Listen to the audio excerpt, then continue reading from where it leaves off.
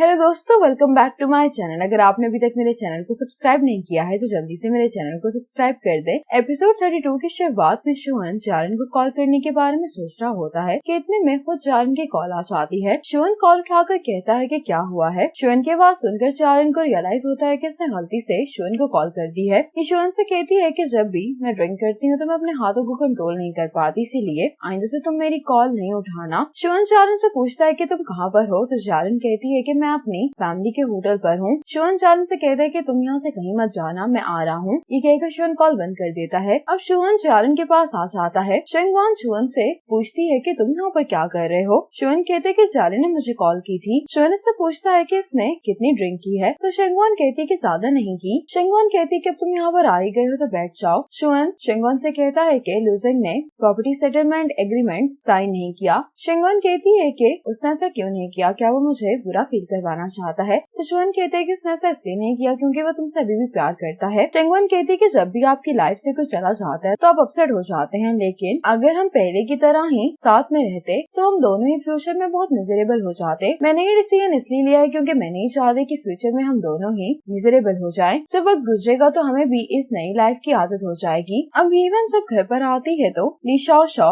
परेशान दिखाई दे रही होती है। लीशा शॉ से पूछती है कि क्या तुम सॉन्ग जुनन की वजह से परेशान हो। लीशा शॉ कहती है कि मुझे कुछ भी समझ में नहीं आ रहा है। उस दिन मैंने यीहान को खुद ही जाने के लिए कहा था, लेकिन यीहान के जाने के बाद मेरे जहन में सारी वर्स्ट सिचुएशन ही आ रही थी।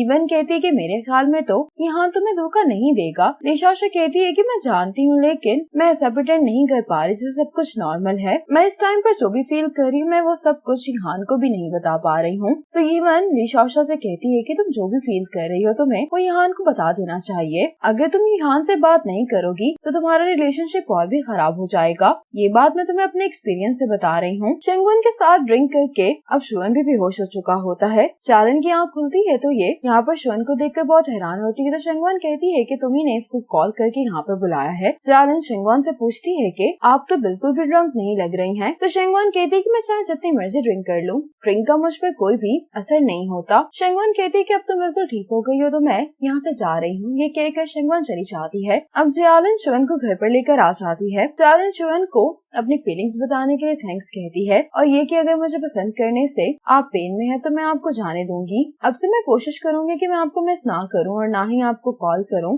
चारन कहती है कि मैं विश करती हूँ कि आप हमेशा खुश रहें। इतने में शुअन की आंख खुल जाती है। चारन यहाँ से जाने लगती है, लेकिन शुअन चारन को यहाँ से जाने से रोकता है, कहता है कि तुम मत जाओ। ये कहकर शुअन चारन को किस करता है तो चारन को याद आता है कि शायद ये फिर से मुझे जिया समझ रहा है। ये याद आने के बाद चारन यहाँ से जाने लगती है, लेकिन शुअन फिर से इसको रोक लेता है और चारन से कहता है कि तुम मुझे छोड़कर मत जाओ, चारन मैं तुम्हें पसंद करता हूँ। चारन कहती है कि जब आप सुबह उठेंगे तो आप यही कहेंगे कि आपको तो कुछ भी याद नहीं है। ये कहकर चारन यहाँ से चली जाती है। अगली सुबह शुअन जब उठता है तो उसके घर पर लुजिंग आया होता है। शुअन लुजिंग से कहते हैं कि तुम यहाँ पर क्या कर रहे हो। लुजिंग कहते हैं कि अच्छा सवाल है, लेकिन अगर मैं यहाँ पर रात को नहीं आता तो तुम्हारी रेपुटेशन खराब होने वाली थी। शुअन कहते हैं कि चारन यहाँ पर थी। लुजिंग कहते हैं कि हाँ, लेकिन तुमने आखिर उसके साथ इतना ड्रिंक क्यों किया। शुअन कहते हैं कि मैं उसके साथ ड्रिंक नहीं कर रहा था। शुअन इसको शेंगवान के बारे में बताने वाला होता है, लेकिन ये लुजिंग को नहीं बताता। लुजिंग शुअन से कहता है कि मैं तो तुम्हें प्रोटेक्ट करने की कोशिश कर रहा था, चारन ने मुझे उसके बदले में मारा भी। शुअन कहता है कि तुम ये डिजर्व करते, वैसे भी तुम्हें यहाँ पर आने के लिए किसी ने नहीं कहा था। लुजिंग ये सुनकर कहता है कि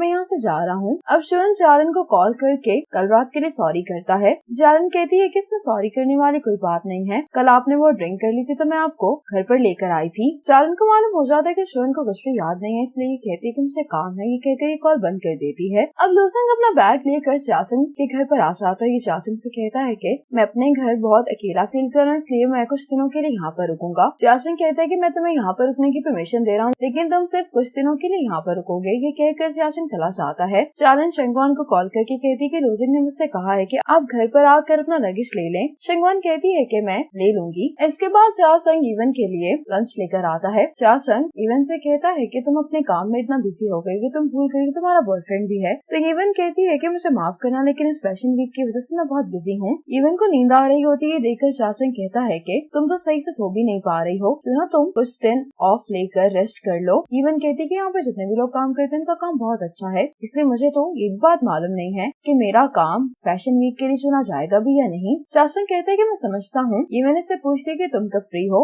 मैं अपना स्केड्यूल देखकर कुछ टाइम निकालने की कोशिश करती हूँ ताकि हम दोनों वो टाइम साथ में स्पेंड कर सके। चाचन कहते हैं कि जब भी तुम फ्री हो तो मेरे पास आ सकती हो। आज ऑफिस में सॉन्ग जिन रन यहाँ से मिलने के लिए आती है। ये यहाँ को उस दिन काइसी की टेक केयर करने के लिए थैंक्स कहती है, कहती कि मैं तुम्हारे लिए लेकर आई हूँ। यहाँ कहता है कि इसकी जरूरत नहीं थी। सॉन्ग जिन रन कहती कि मैं तुम्हारे लिए कोई बहुत एक्सपेंसिव गिफ्ट नहीं लाई, मैंने कुछ कुकीज बेक की हैं खुद। यहाँ इसको थैंक्स बोलता है। सॉन्ग जिन रन यहाँ से कुछ कहने वाली होती कि इतने में इसका असिस्टेंट आकर इसे कहने लगता है कि जो फोटोग्राफर आज आने वाला था वो कार एक्सीडेंट की वजह से नहीं आ पाएगा। मैंने दूसरे फोटोग्राफर को भी कांटेक्ट किया है जिनके साथ हम काम करते हैं, लेकिन उनमें से भी कोई नहीं आ सकता और शूटिंग 2 घंटे में स्टार्ट होने वाली है। सॉन्ग जिन रन कहती है कि मैं भी फ्री हूँ, इसलिए तुम लोगों की मदद मैं कर सकती हूँ। यहाँ सॉन्ग जिन रन से कहता है कि मैं तुम्हें मुश्किल में नहीं डालना चाहता, इसलिए हम कोई और हल ढूंढ लेंगे। लेकिन सॉन्ग जिन रन इसको फोर्स करती है कि इतनी जल्दी किसी और फोटोग्राफर का मिलना मुश्किल है, तो मुझे मदद करने दो। यहाँ का दिल अभी भी नहीं मान रहा होता। इसका असिस्टेंट कहने लगता है कि हम शूटिंग डिले नहीं कर सकते क्योंकि मिस्टर वू को आज रात ही अब्रॉड जाना है। दूसरी तरफ आज ली शॉ यहान को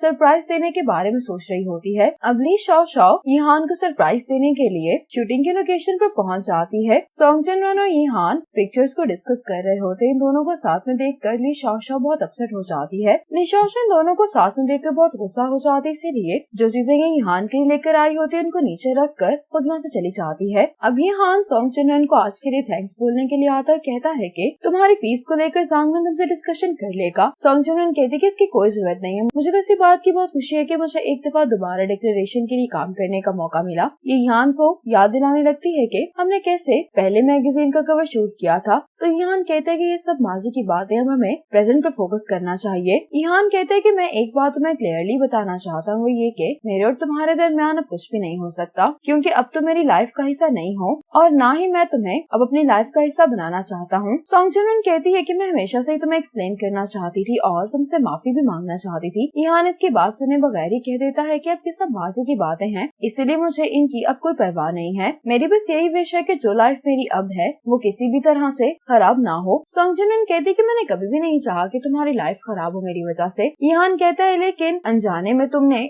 ऐसा किया है। अब मेरी गर्लफ्रेंड है और मैं उसकी फीलिंग्स की केयर करता हूँ, इसलिए मैं नहीं चाहता कि वो हमारे रिलेशनशिप की वजह से अपसेट हो। अगर तुम वाकई में ही मेरे लिए सॉरी फील करती हो तो तुम दोबारा मुझसे मिलने की कोशिश नहीं करोगी। ये कहकर यहान चला जाता है। अब स्टाफ मेंबर कहती कि यहाँ पर इतनी सारी कॉफीज कौन छोड़ गया है। ये लड़की कहने लगती है कि इस कॉफी पर एक नोट भी लिखा हुआ है। इतने में यहाँ पर यहान आ जाता है। ये लड़की कहती कि इस पर लिखा है कि ये केक के बदले में छोटा सा गिफ्ट है। यहान जब खुद इस नोट को देखता है तो उसको समझ आ जाती है कि ली शॉ यहाँ पर आई थी। ये कॉफी लेकर यहान फौरन यहाँ से भाग जाता है। ये यहाँ पर ली शॉ को ढूंढने की कोशिश करता है, लेकिन ली शॉ काफी देर की जा चुकी होती है। अब यहान ली शॉ से मिलने के लिए इसके घर पर आता है। ली शॉ यहान से कहते कि तुम यहाँ पर क्यों आए हो। यहान कहते कि मैं तुम्हें मिस कर रहा था। यहान कहते कि तुम कॉफी लेकर आए थे लेकिन तुम मुझसे मिलने के लिए नहीं आई। ली शॉ कहती कि मैं तुम्हें डिस्टर्ब नहीं करना चाहती थी। यहान ली शॉ से कहता है कि आज जो फोटोग्राफर आने वाला था उसका एक्सीडेंट हो गया था, इसी वजह से सॉन्ग जिन रन ने मेरी मदद की, लेकिन आज मैंने उसे सब कुछ क्लियर कर दिया है। अब से मैं उससे दोबारा कभी भी नहीं मिलूंगा। निशा कहती लेकिन तुम दोनों साथ में अच्छे लग रहे थे। यहान निशा से सॉरी करता है कि मुझे उससे मदद नहीं लेनी चाहिए थी। निशा कहती कि मैं इसलिए अपसेट नहीं हूँ कि उसने तुम्हारी काम में मदद की है, मैं इसलिए अपसेट हूँ क्योंकि तुम दोनों के पास बहुत सारी गुड मेमोरीज हैं। तुम दोनों पास्ट में एक बहुत अच्छा कपल थे, तुम दोनों की पसंद भी एक जैसी है। आज मैंने देखा कि तुम दोनों को एक ही कॉफी अच्छी लगती है। यहान कहता है कि मैं पास्ट में अपने और उसके रिलेशनशिप से इनकार नहीं कर सकता, लेकिन ये भी फैक्ट है कि मैं और वो एक दूसरे के लिए सूटेबल नहीं थे। मैं सिर्फ तुम्हारे साथ ही अपनी लाइफ गुजारना चाहता हूँ। निशा कहती कि मुझे खुद भी नहीं मालूम कि मेरे साथ क्या हो रहा है। जब भी मैं उसको देखती हूँ तो मैं बहुत अनकंफर्टेबल फील करती हूँ। यहान निशा से कहता है कि मेरी आंखों में देखो। निशा जब इसकी तरफ देखती है तो यहान कहता है कि मेरी आंखों में तुम्हारे अलावा और कोई भी नहीं है। ये सुनकर निशा मुस्कुराती है। यहान निशा को किस करता है। अगली सुबह सियासंग यहान के पास आकर उसको बताने लगता है कि हिज स्टोरी की पब्लिकेशन रोक दी गई है। ईहान कहता है कि ऐसा कैसे हो सकता है, क्या तुम मेरे साथ मजाक कर रहे हो? चाचंग कहता है कि मैं सीरियस हूँ। ईहान कहते हैं लेकिन ऐसा क्यों हुआ? चाचंग कहता है कि मुझे भी नहीं मालूम, मुझे भी क्लाइंट ने बताया है कि वो हमारे साथ मजीद कोलैबोरेट नहीं करना चाहते।